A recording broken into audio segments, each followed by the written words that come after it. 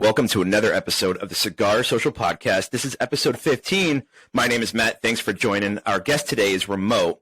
He has co-founded the Chattanooga Whiskey in 2011. He had to actually change distilling laws in Tennessee to make that happen. He has also established the Chattanooga Whiskey Experimental Distillery, which is, by the way, the first legal distillery in Chattanooga in 100 years. Very impressive. Can't wait to hear more about it. Ladies and gentlemen, the co-founder and CEO of Chattanooga Whiskey, Tim Piersant. Thanks, Matt. Appreciate it, man. No, not a problem. Thanks for taking the time. Yeah. You hit the high notes. I'm sure we're going to get into a whole bunch of other things and just start peeling away at that onion. But I know those were the two like major accolades that I found was like you have to get into the House Bill 102 and the whiskey bill and vote whiskey, but that was just impressive. Usually we start with getting into today's bottle and stick. We're going to start with the Stogie first. Today I'm smoking the Evo Syncro Nicaragua Fogata. First time I'm ever having this. This is has a beautiful Ecuadorian Habano 2000 wrapper. A thick San Andreas binder, complex blend and aged fillers from the DR and from Nicaragua. The vibrant combination, what I gather online, it's mostly Viso and Lajero tobaccos combined to make a rich, full-bodied smoke. Can't wait to get more into it off the jump. It's great. I'm getting like a coffee leather. I hate the term earthy because I feel like earthy is such a vague term, but that's how they described it. Definitely like a deep spice, almost like a hint of cream. Can't wait to see how it pairs with today's bottle. I brought two. We got the 91 and we got the 111. Both very unique in their own ways, and I want to hear more about it. So, Tim, we'll start with you. What are you sipping over there, and where exactly is over there? So I am currently in downtown Chattanooga where I live. I am sipping on 111. So you've got some good company over there, and which I think is a great representation of Chattanooga whiskey and a great representation of our malt forward style of bourbon, being that it's an unfiltered cask forward bourbon. So lots of char in there, and and it's the same recipe as 91, so the big brother to 91. But this is just the cask strength 91 per se. Yeah, same recipe, same unique. It is. I know you guys use kind of like a combination of barrels, so it's the same method. Yes, yeah, we do. We use the combination of 4 chars and 3 chars with a toast. And it is our own custom toast profile that we worked with Independent Stave on. And so 91 and 111 have a lot in common. But when you take the 91 and you finish it in the Solera barrel process, which is a 4,000 gallon white oak Solera barrel with a char on the inside of it. Nice. So you're commingling 100 barrels, approximately 54 chars and 53 chars with a toast, and then you're proofing it to 91 proof versus that same recipe in a 50-50, again, the same 50-50 blend of 4 chars and 3 chars with a toast, but you're not putting it in the Solera barrel. And instead, it's unfiltered at 111 proof. They have wildly different flavor profiles. So... Wow. But yeah, so that's all made, right down the street from where I'm at. And we have 2 distilleries in downtown Chattanooga. We have a few thousand square foot experience that is one of the top tourist attractions in all of Chattanooga. And that is the Experimental Distillery. That is the first distillery in Chattanooga in 100 years. That is because of the Vote Whiskey campaign that we created and spearheaded that law change, House Bill 102, as you mentioned, that was successfully passed in May of 2013. And then when we were able to bring distilling back for the first time in 100 years to the Experimental Distillery, or at the, officially with the Experimental Distillery, we decided to explore the world of specialty malted grains in bourbon. We do single malts and malt whiskeys and rye malts as well. But primarily, Chattanooga Whiskey focuses within what we coined and trademarked as Tennessee High Malt. The majority of what we produce is technically a bourbon, and but it is everything we do is greater than 25% in malted grains, which started at the experimental distillery, and to this day, even at the experimental distillery, we've put away over the last 7 years of experimental distilling. We've put away over 400 experimental barrels, and we've utilized hundreds of different specialty malts. We proudly claim that is the only standalone experimental bourbon distillery in the United States because of how many grains and how many recipes and how much we have explored beyond just aging at the experimental distillery. But then in 2017, we built the Riverfront Distillery, which is a 50,000 square foot distillery off the Tennessee River, about a mile away from the experimental. And there is where we scale up our, more than a couple dozen recipes from experimental, including the Barrel 91 recipe, which was the 91st barrel distilled at the experimental distillery. We scaled that up to Riverfront, and that recipe became our flagship, which is why we call it Chattanooga Whiskey 91 today. And which is also 91 proof. Correct. Yep. Worked out. Actually, yeah. It was really happenstance. And so super cool story there. We actually put the Barrel 91, the 91st barrel distilled, the one we chose, we ended up dumping that barrel into the Solera barrel at Riverfront. So it would live for forever in that Solera barrel. Oh, wow. That's a really cool part of the story as well. And then we wanted to make a cask forward unfiltered version, which is 111. But then we've got 99 rye, we've got our barrel finishing series, we've got bottled and bond, we've got our single barrels. We have our Founders series, which is our anniversary series. We have a number of other things that are really unique blends of a variety of different recipes that we scaled up from Riverfront, from experimental to Riverfront in an effort to service our 14 states of distribution. Wow. Yeah, and Illinois, where I am, is one of those states. Yep. Thank goodness. Yeah, so what I understood, the 91 was released in 2019. Yes, so that was what I like to call the ripping of the Band-Aid, because we were essentially on the teat of MGP for from 2012. We founded in 2011, but we didn't hit the shelves with an MGP product until April of 2012. But from April of 2012 all the way up until August of 2019, our flagships were MGP. And that was your 1816, right? That was 1816 Reserve and 1816 Cask. Yeah. And we, for a while we talked about what would it look like to do a transition. But we just said, nah, screw it. We're going to rip this thing off.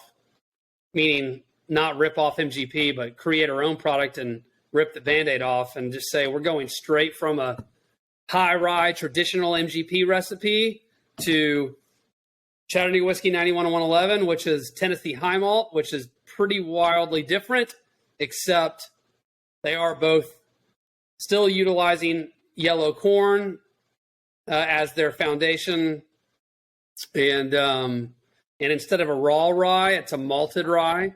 So it's gone through the kilning process. So it's very roasted and toasted.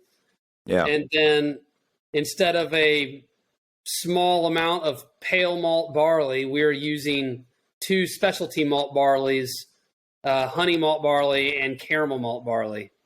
So we're after a deeper, darker, richer, more complex bourbon whiskey, and I think that's exactly what we got. Absolutely.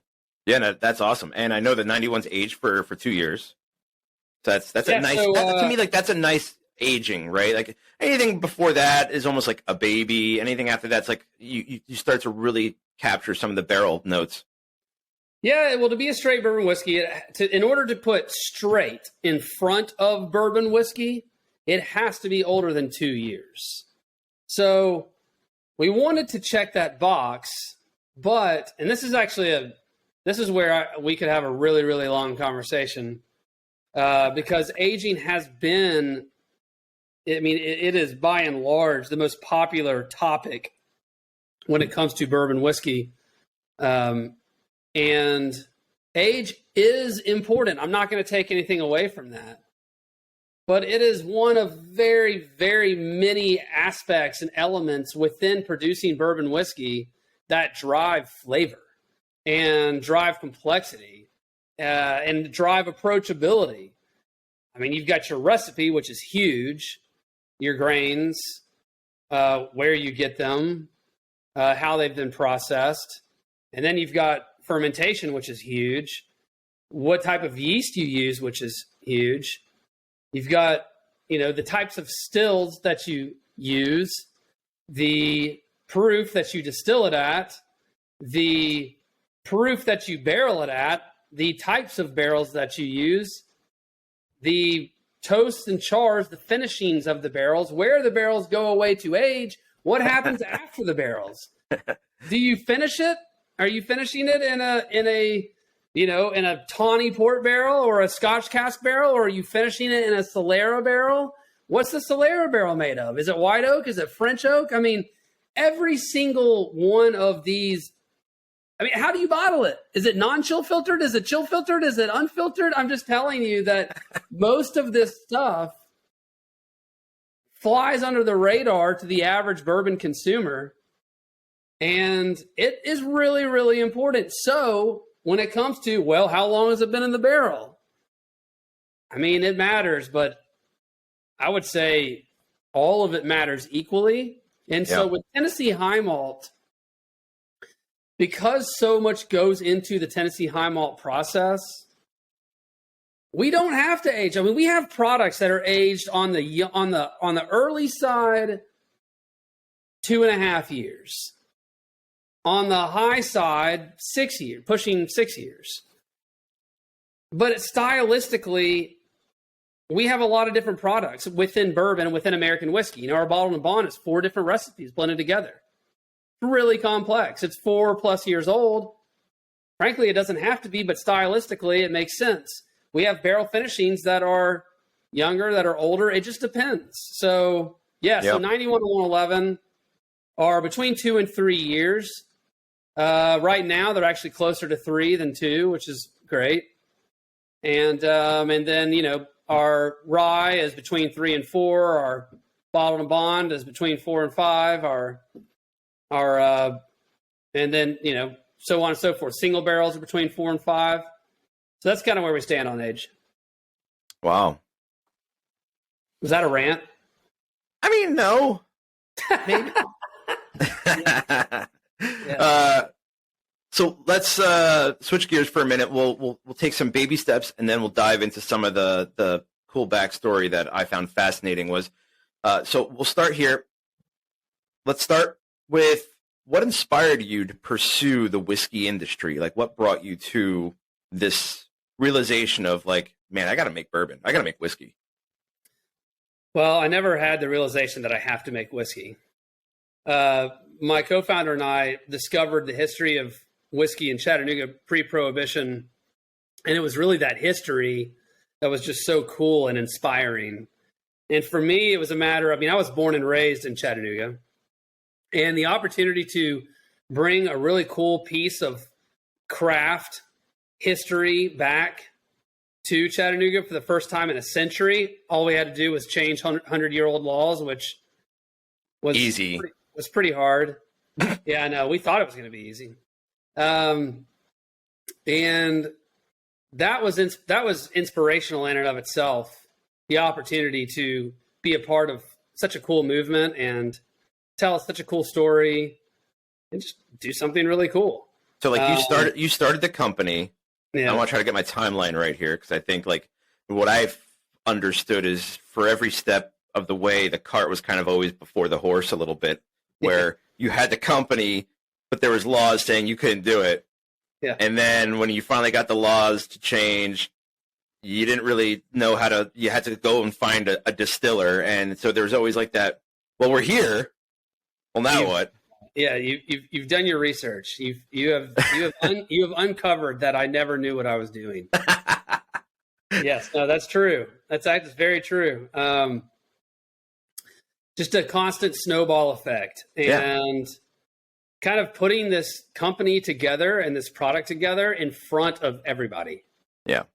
Saying, well, this is what we're going to do next, and this is what we're going to do next, and coming up with a label and saying, hey, everybody, this is our label. What do you think? I mean, it's kind of funny. I feel like Chattanooga whiskey was totally crowdsourced to a degree. We ended up having to raise capital internally. We never crowdsourced capital outside of a small Kickstarter that was not very successful in the beginning. But a lot of we put everything that we were doing on display, and we were just vibing off of the community, really enjoying the process, and that drove us to continue to push, to change laws, to continue to push to raise the capital, to bring barrels of bourbon in. I mean, and then all of a sudden MGP was like, or it was LDI, Lawrenceburg Distillers was like, hey, we're being acquired by MGP, and we're going to sell all of your inventory to somebody else. And so we ended up having to raise capital overnight to secure 1,200 barrels when we didn't have any money. So it was always just kind of writing our story in front of the public. Yeah, and so we're going to dial the timeline back a little bit. 2011, you and your co-founder, Joe Ledbetter, began researching the Chattanooga laws, like you said, formulating a plan to bring whiskey back to Hamilton County, which is where Chattanooga was from. Chattanooga is. Yeah. Can you talk a little bit about House Bill 102, a.k.a. the Whiskey Bill, and how its passing obviously opened up the opportunity and the doors for distilling in Chattanooga, and not only Chattanooga, but from what I understood, that also opened up the doors for other counties that weren't included in the previous bill that was passed. Yep. So House Bill 102 stated that if there were if there were liquor stores and there were bars, just basically dumbing this way down. If there were liquor stores and there were bars in the municipality, you could also get a license to distill. And that was very different from the 2009 bill. There was one other craft bill, and that was in 09. And in 09, it allowed for representatives to opt their municipalities into a craft bill that would allow for distilling. And so the majority of those representatives did not opt into that bill and left counties like Hamilton County out to dry. Yeah. And so when we came back around a few years later, it was actually significantly more challenging because a handful of those representatives, and one in particular that was local to us, they were hell-bent on that never happening in Chattanooga. And so we, instead of allowing for representatives to opt in, we just wrote the bill to say, no, this is how it is. If you have liquor by the drink and you have packaged retail sales, then you can also get a license to distill. And so it was a dogfight because there was no opting in and opting out necessarily. Now there was a vote, but if there was a majority, it was going to pass. And so it passed in May of 2013, but we had to do a lot of work locally in order to even discover how the laws read.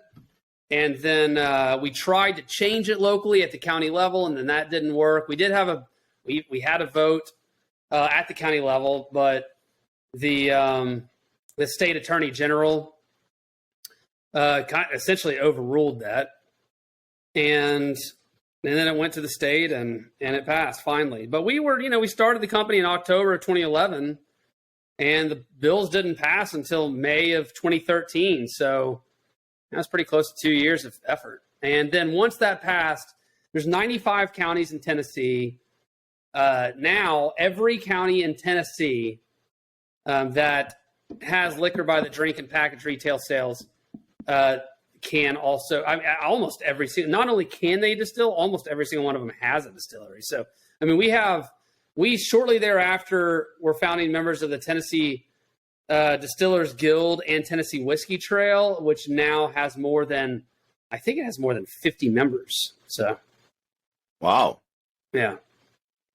Yeah. I mean, I've been to Tennessee a bunch. I've gone to a couple of distilleries in Kentucky, and with the amount of time I spent in Tennessee, you would think I would go and visit a couple of Tennessee whiskey distilleries, but I haven't yet. I think Chattanooga might be my first one, though. The bottle that introduced me to Chattanooga was the 1816 cask. That was the hook, line, and sinker for me. After that, I immediately sought after any, different expressions from Chattanooga. But I tried that a couple years ago, so all of the history, like you were already up and running with the 91 and 111.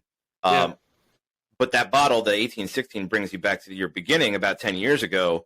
That was your first whiskey. And originally, like you mentioned, it was LDI, which is now MPG or MGP. Yeah. So why the name 1816? That was when that was the first community in Chattanooga ever. Yeah. So John Ross's Landing established the first community. It was before Chattanooga was officially Chattanooga. It wasn't established until 1838, I believe. And there was Chattanooga whiskey before it was real Chattanooga whiskey. So wow. we didn't start distilling until 2015.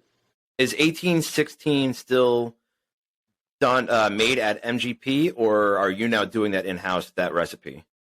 That's a great question. Now, we when we ripped the Band-Aid in 2019 and launched Chattanooga Whiskey 91 and 111, we put an end to selling 1816. Oh. But we reintroduced 1816 into Founders. So if you get a bottle of our anniversary series, which is basically like our birthday bourbon, we have a Solera. We actually have 3 barrels. One is our 91 Solera barrel. One is our Infinity barrel. So our 91 Solera barrel is 4,000 gallons. Sitting right next to it is our Infinity barrel, which is 1,700 gallons. And sitting right next to it is our 1816 barrel, which is 625 gallons. So the 1816 barrel, that is 625 gallons, holds approximately 15 barrels of 1816 from Indiana. And one time a year, we will blend all 3 of those barrels together, the past, the present, and the future, to create our Founders series. So that's the only place that it lives. And it's made in Indiana still. Got it. In 2014, you hired a head brewer or head distiller. He was a head brewer, but yeah. Former brewer, Grant McCracken. What I gather, he came from like a 5-year run down over at like the Boston Beer Company. I want to know, how did you find him? And furthermore, how did you convince him to transplant from a 30-year-old company at the time to a 2-year-old whiskey distillery that theoretically was like just starting up? I mean, the laws haven't really changed at that time. So he was, how did that all unravel? Those are really good questions. So we found him through New Riff. If you're familiar with New Riff, which you probably are. So New Riff's head distiller, Brian Sprantz, worked with Grant at Boston Beer. And New Riff's distillery consultant as they were being established was Larry Ebersold, who was the master distiller at LDI.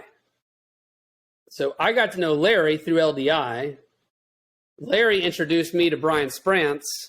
Brian Sprance introduced me to Grant, who was still at Boston Beer. Yeah.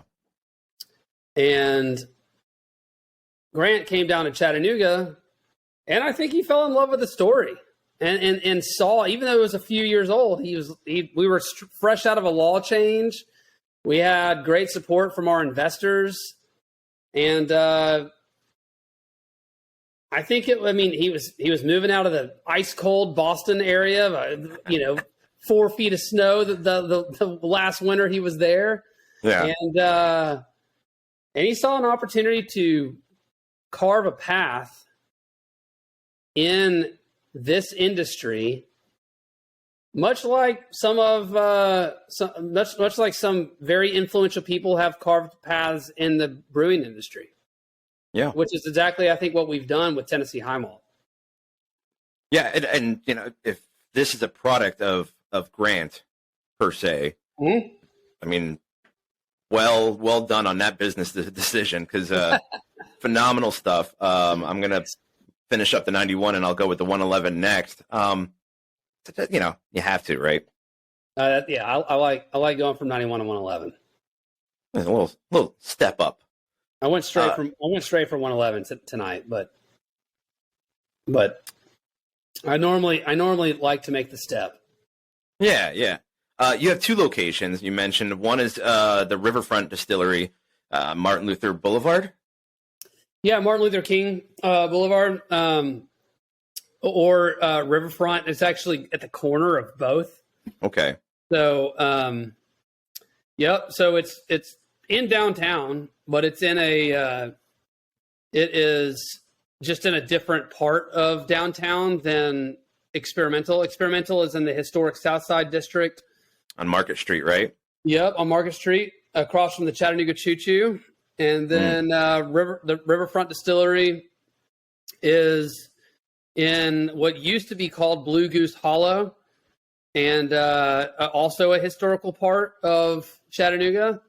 And all of Chattanooga has just been going through a really cool revitalization for decades now. Much of which my wife and I have seen because we've lived here. We've lived in our house downtown since 2005. And it's really awesome to have 2 locations in downtown Chattanooga, only about a mile apart from each other. Do you do tours at both? Or No, do you just do tours at the Experimental and that's it? Yep, we only do tours at Experimental, which it's, like I said, it's a phenomenal tourist attraction on TripAdvisor. They actually have us as number 1 out of 150 things to do here. Nice. So that's really cool. But eventually we'll activate Riverfront so that the public can see it, because it's an impressive operation. That's your mass production, right? It is, yeah. Okay. Yeah, it is. It's only, which we can produce 3,000 plus barrels a year there, which we only do Chattanooga whiskey. We don't do anything else. So no contract distilling, no outsourcing. It's all right there. The aging. Do you have your own rick houses, or do you barrel it up and bring it to a local farm where there's rick houses and you age it there, or do you age it at the warehouse? Yeah, we age it all. We do everything right there. Grain and glass. Grain and glass. Yeah, we're going to have to expand our barrel aging, but we have several thousand barrels on site. Okay. Wow. Yep.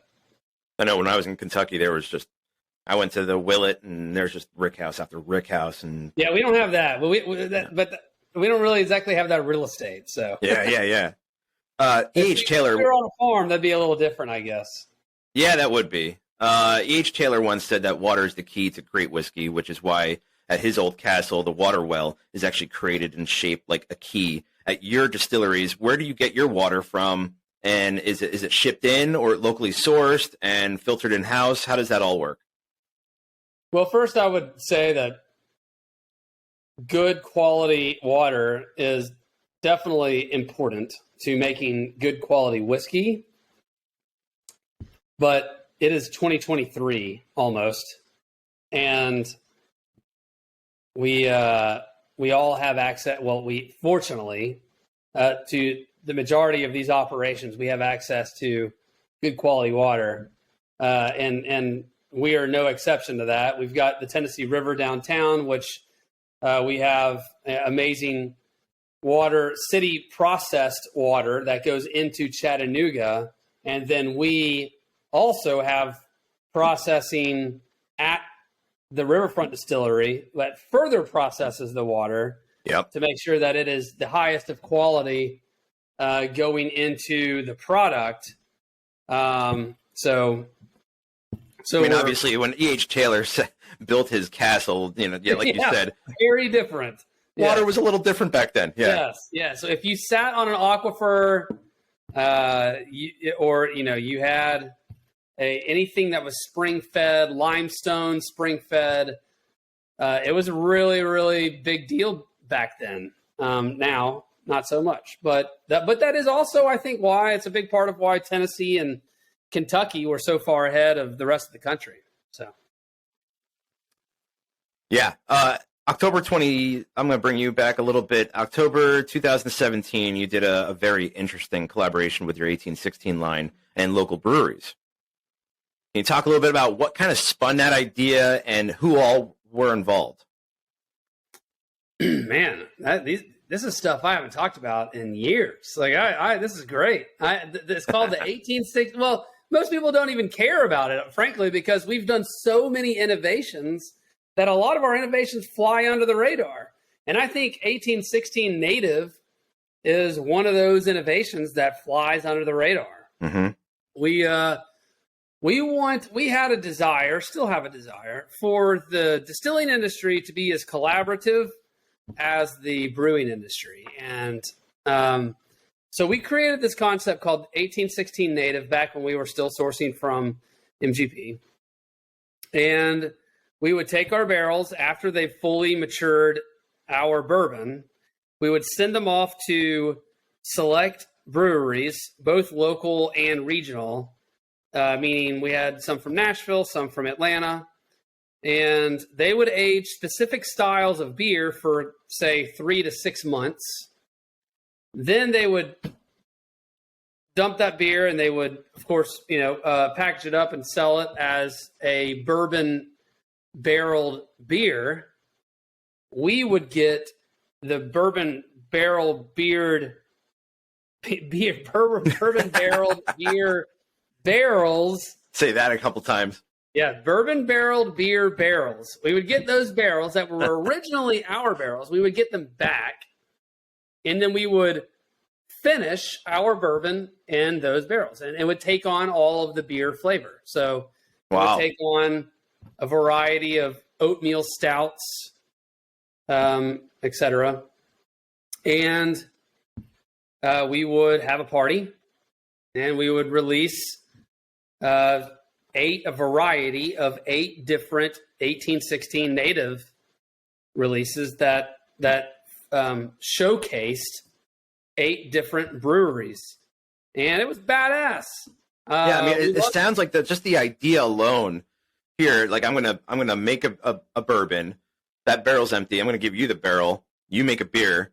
Barrel's empty. Bring it back. Like like that whole concept. I mean, very innovative. I haven't heard anything like that before. Yeah. So here's the problem. It was awesome, and it tasted awesome, and it was a lot of fun, and the events were fun.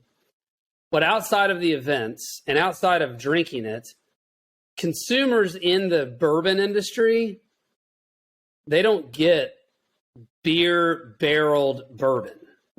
I feel like everybody that drinks beer, not everybody, but most people that drink beer, especially if you enjoy beer and explore it, you get bourbon barreled beer. That's been a thing for a while. Yep. You get that. But the other way around, so we came out at like a $50 price point, and it all sold out, and it was all fine and dandy. But the consumer, the average consumer just wasn't really passionate about it, didn't really understand it. And so we did it 2 years in a row. We've taken a break. We might bring it back, but right now we've got a lot of other innovations we're working on. So, yeah. And that's the later question. I'd love to know what's in the works. But right now, let's get into some of the offerings of Chattanooga whiskey. I obviously have the 91, the 111.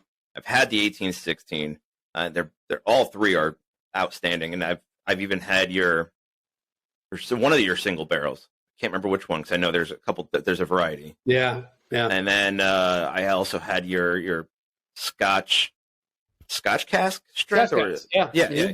I had that actually. That was probably the last one I drank before I left Tennessee last time. What other regular production options can folks find in your distribution states?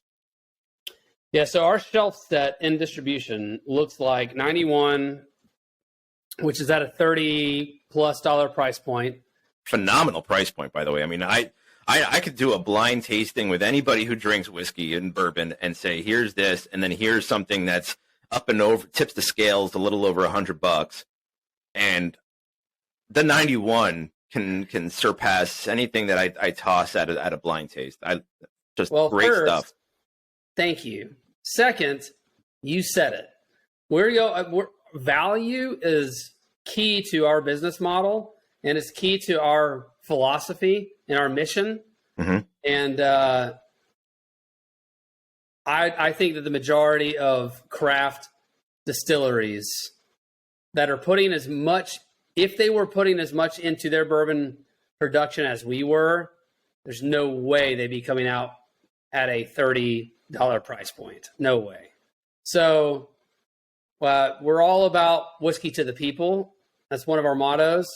So then you got 91 at $30+, and then you got 111 at mid 40, mid 40s, upper 50, upper 40s, and that is also a great value when you think about cask forward. Absolutely. Yeah. Then you've got 99 Rye, which won Whiskey Advocate in 2020, or is in the top 20 of Whiskey Advocate in 2020, which was really cool accolade. That's a malted rye. And then you've got, and that's at a low 40s price point. Then you've got Bottled and Bond, which is at a $50 price point. That's a blend of 4 different recipes. And then you've got Barrel Finishing Series, which is so annually is a different barrel finish and a different blend of recipes that goes into those different barrels.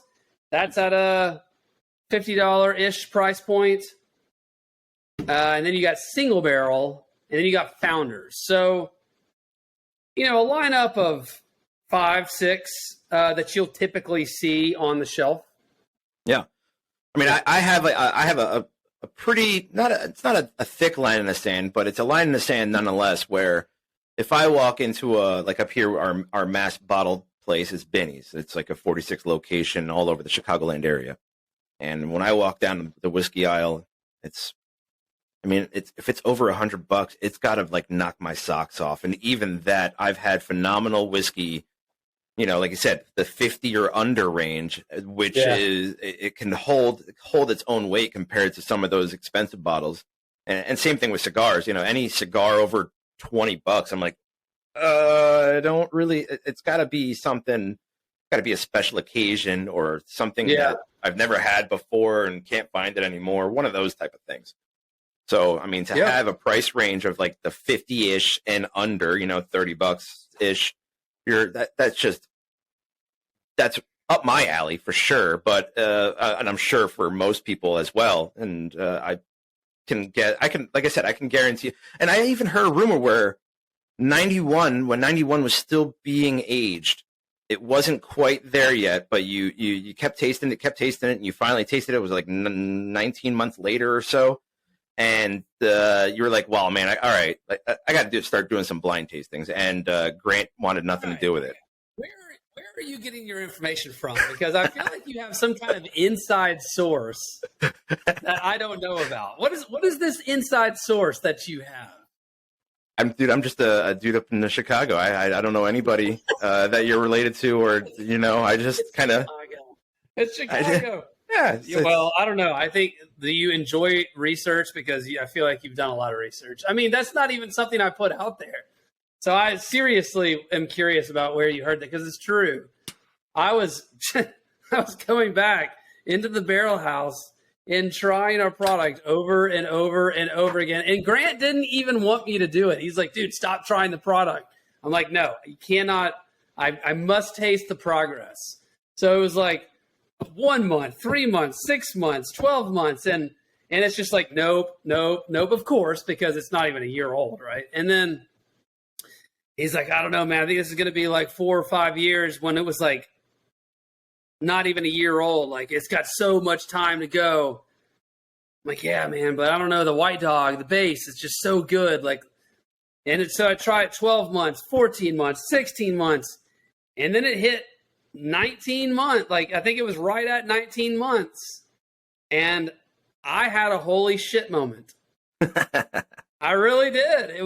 I couldn't believe it. I was like, dude, this thing has turned.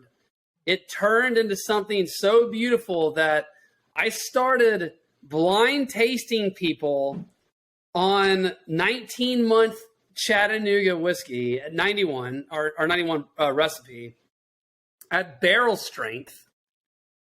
And I was going to James Beard chefs and saying, tell me how old this product is. And they were saying, I don't know, somewhere between 8 and 10 years old. I was like, it's 19 months old. And it was blowing them away.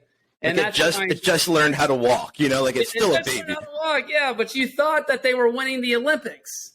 And so and so that's when I knew. That's when I was like, you know what, man, we are not waiting around for this. We're not waiting for 3, 4, 5, 6 years. We're not going to do it. It's that good. It's got to go. And so we released it at 2.5 years. That's awesome. Yeah. Yeah, but that's case in point. Blind tasting. You could blind taste the 91 with anybody, and they're just going to be like, "Wow, what is that?" Yeah. Even at 19 months. Well, especially barrel strength too. I mean, I think that's now. Cask is cask forward. It's 111 proof. We barrel fill at 115, so we don't say cask strength because of that. Yeah. But when you have our product at closer to barrel strength, you get it. So here's a time where I'm going to ask you to pick your favorite child, and not the ones that are running around the house, but the what is your go-to? What is your favorite creation thus far? I'll tell you a funny story. Last night, I was putting my kids to bed, and they actually, so they have bunk beds in the playroom, and they like to sleep together in the bunk beds most nights, which is awesome that they're so close. So I'm laying in the bunk beds with both of them because I couldn't have the conversation with them if they were in their separate rooms. And my younger one said, "Dad, we know you have a favorite. Which of us do you like better?" And I said, "You know what?" I said, "I'm not going to lie to you." Her name, my younger one's Pippa. I said, "I'm not going to lie to you, Pippa." I said, "Sometimes I like you better, and sometimes I like your sister better." Fair answer. I said, but I always love you both. But sometimes I like you better, and sometimes I like your sister better. And that is honestly my feeling for everything that our distillers make. I mean, there are occasions where I'm a 111 guy, and there are occasions where I'm a Scotch cask guy. I mean, there are people that will swear by Scotch cask being the best thing they've ever had in their lives, and then in the same conversation, there's people next to them that are swearing that Scotch cask is the worst thing that they've ever had. And of course, because Scotch cask is, I mean, well, it was aged in Kill Dalton barrels. I mean, Ardbeg, Lafroig, Lagavulin. I mean, there are people that hate Lafroig with a passion, and Lafroig even knows that. And so, I mean, so it just depends. But for me, what are you looking for? What are you looking for in a bourbon? A lot of people are looking for caramel. A lot of people are looking for honey. A lot of people are looking for oak. For me, there's so many different experiences and flavor profiles that I guess I enjoy within drinking bourbon, that it could be the smokiest damn thing. It could be like straight, iodine, or it could be like, straight from the sea, or it could be, straight out of, like a bag of candy corn, and all of these things. I guess I really think about the fact that this shit has been handcrafted from the earth straight to this packaging. It's just a really, really cool process that has gone through, and unless there's like heavy phenolic notes or something, phenolic notes are obviously not very welcome. It's kind of like almost like plastic. There's definitely some off-putting notes that I don't care for. Sharpie notes. I get like a lot of Sharpie out of short, hot, fermented products, like that I don't care for because of that. But if I don't get some like off-putting notes, I'm diving all in, and I enjoy it. Yeah.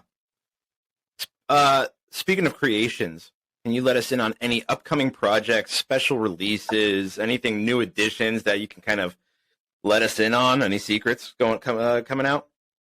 Yeah, we got lots. Nice. We got lots. We got our barrel finishing series. Every year is going to be a new barrel finishing series. We once upon a time used Kill Dalton casks, which I just mentioned. We may or may not be reusing those again. We once upon a time used tawny port. We may or may not be revisiting some really cool wine casks that are beyond tawny, not just port, not just tawny port, other stuff. Barrel finishing series is an adventure. So each year, I invite you to be a part of that adventure with us. Yeah. We've got founders. Last year, it was 91 Solera barrel, the 1816 barrel, and then a blend of different hardwood smoke malts. Or I say last year. It was actually this year. It was in the spring. But next year, we have 3 barrels that are going to be blended together. We got the Infinity barrel that has 40 different barrels in it with 10 different recipes in it. All malt whiskey. All of them are malt whiskey. I mean, that's going to be a part of Founders. Man, we're always pushing the envelope. It's constant. There's a lot of things that I will say that like I tip my hat to the industry, the history of bourbon that I really appreciate, and people are doing really good traditional bourbons. But when it comes to innovation, I don't know. I think we're number one. I mean, you have an experimental distillery. Like, Yeah. There you go, right? Yeah. That's all we do. Yeah. Yeah. Segueing into the future, Yeah. Where would you like to see Chattanooga in, let's say, 10 years? More of what we're doing right now. Yeah. More distribution states, just kind of growing like that. Yeah. This is not it's such a cliche saying. This is a marathon. It's not a sprint. I mean, but honestly, think about bourbon, right? American whiskey, bourbon, Scotch, Irish whiskey. I mean, it is a marathon, man. It's a freaking marathon. It is not a sprint. And so for me, I'm not a serial entrepreneur, man. I'm not trying to be all things to all people. I'm not trying to create like the best of everything you can possibly have. I'm trying to make a great spirit and incrementally grow it. So that's what we're doing. This 111 and this cigar, the 91 was both unique in their own way, but the 111 I feel pairs really well with this cigar. By the way, I don't. Just letting you know. I'm sitting here sipping. I'm like, oh wow, because that has that I wouldn't even say heat. It's a warming, if you would, to it. That kind of takes it away and kind of gives back and forth a little bit, which is really fun. That's awesome. Lastly, I got one more question. Let's talk about the Chattanooga Mule, which, by the way, great commercial on your website. I watched it a couple times. I want to kind of know how many takes did that take, but also tell the listeners about the Chattanooga Mule and kind of like what that is and how they can make one. Well,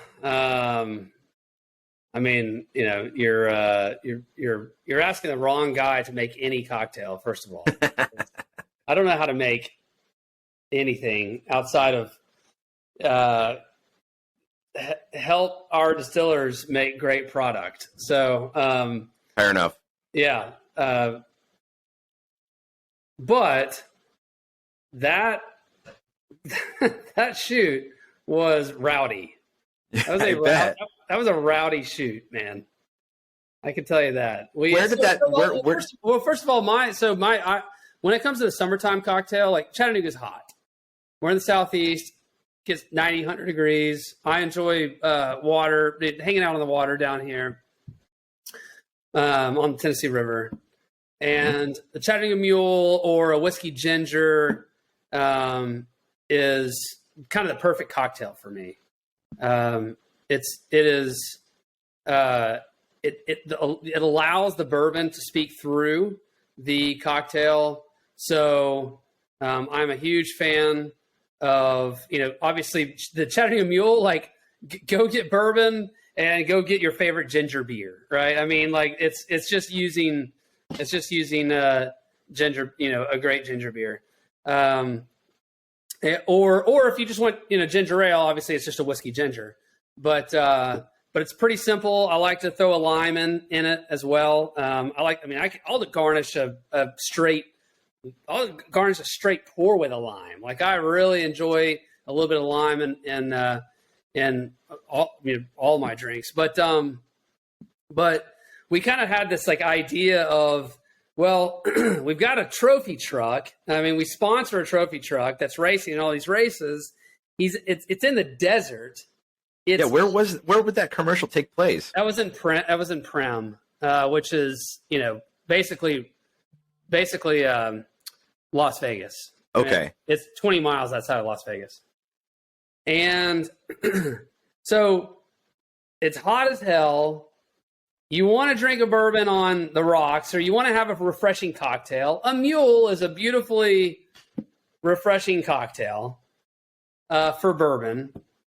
And you're in the desert. So what better place to say, you know, a Chattanooga Mule? And then if you're actually going to shake things up, what better way to shake things up than actually putting a shaker on a trophy truck that's going through the desert?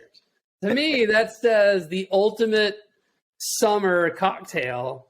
You're in the desert, you're shaking it up on a trophy truck, you're drinking a mule. Like, I mean, so some people are like, why is Chattanooga whiskey in the desert in out west? Like, because it's hot. And makes sense. And it's hot and we're shaking things up. Like, stop trying to make sense of it. So yeah, man. So we did that. And then honestly, it didn't take a lot of, there were not a lot of takes. It was we had like different parts of the course that we shot on. And then there was the final part, which was me in a tux doing kind of like a James Bond type shot, which is, you know, I prefer my mule, you know, shaken, not stirred. And then the truck was just circling around me, but I'm not going to lie, it was scary. And yeah. And my suit got really messed up. And when I took it to the dry cleaners, I think they all thought that I was insane. So It was awesome. I literally walked back into our hotel. We stayed at the Mandalay Bay, and I walked into the Mandalay Bay with that suit on after that. And when you're in Vegas and you're like, what happens in Vegas stays in Vegas, and you're looking around at everybody doing probably way worse stuff than I was doing. Everybody's looking at me like, what in the hell did that guy get into in Las Vegas? And because I was walking around with a suit that was completely covered in. Yeah, like I want to party with that guy. He's wearing a tux. It's covered in dust. I think they were like, I want nothing to do with that guy. So yeah, it was awesome, man. It was a lot of fun. Yeah, so Robert Johnston, he's one of my partners. He's a trophy truck driver, and he's hugely passionate about Chattanooga whiskey, and he just gives us the opportunity to sponsor his truck. So a lot of fun. Yeah, no, I saw the commercial, and it was just, I laughed. I have watched it over a couple times. I'm like, that's pretty badass. I think you would have laughed harder if you were actually out there watching him do donuts around me and me disappear. And all the people that were standing there outside, they were waiting for the dust to rise to determine whether or not I was alive or dead. So it was fun. Good times. Well, everyone out there who's listening, to learn about the history, the production process, and what makes Chattanooga Whiskey Experimental Distillery the only distillery of its kind, really, in the country, go visit them. I highly suggest it. I'm going to myself. The tour is approximately about an hour long. And I read on the website it's about like $14.50 a person or so. Yep. At the end of the tour, guests can sample the award-winning, one-of-a-kind whiskey flight, and check out their full line. Book a reservation ahead of time. Even watch that commercial. Go to ChattanoogaWhiskey.com. And if you would like to host a party, an event, or even surprise me for my next birthday party, check out their beautiful 4,000-foot event hall located at their Riverfront Distillery location. You can visit that at chatwhiskeyeventhall.com. That's chat with 2 T's. And for all of you looking for them on social media, Facebook, Chattanooga Whiskey, one word, Instagram, at Chat Whiskey, the same thing for Twitter and YouTube. Hey, fun fact about Chattanooga. I'm sure you know. I thought it was fascinating. Chattanooga was had the first patented mini golf course created in 1927. That was by the Rock City Gardens founder, Garnett Carter. So Tom Thumb Golf on Lookout Mountain was originally intended to attract traffic to Carter's Hotel, but I was like, wow, that's where mini golf started? That's phenomenal. Fun fact. Yeah. We got lots of hidden gems. Yeah. It's a beautiful place, too. Like I said, I go down there a lot. I go there probably twice a year. Like I said, the Chickamauga River area, the Ottawa area. Yep. But yeah, great folks. Check them out. As I'm about to take my band off of my cigar and burn through the last third, it tells me that this episode is down to a nub. Tim, dude, thanks for joining. Thanks for taking the time. I appreciate it. It was fun. I like chatting, and maybe when I get down there around the Christmas time area, I think I'll be there. Maybe we'll meet up and please come and hang out, man. I'd love to host you and show you around. Cool. No, I appreciate it, and I will definitely be checking you out. It's I can't believe I haven't been there already. Really. Well, folks, until the next time we put smoke in the air and raise a glass, stay safe. Stay smoky, and folks, stay classy. We'll see you next time here at the Cigar Social Podcast.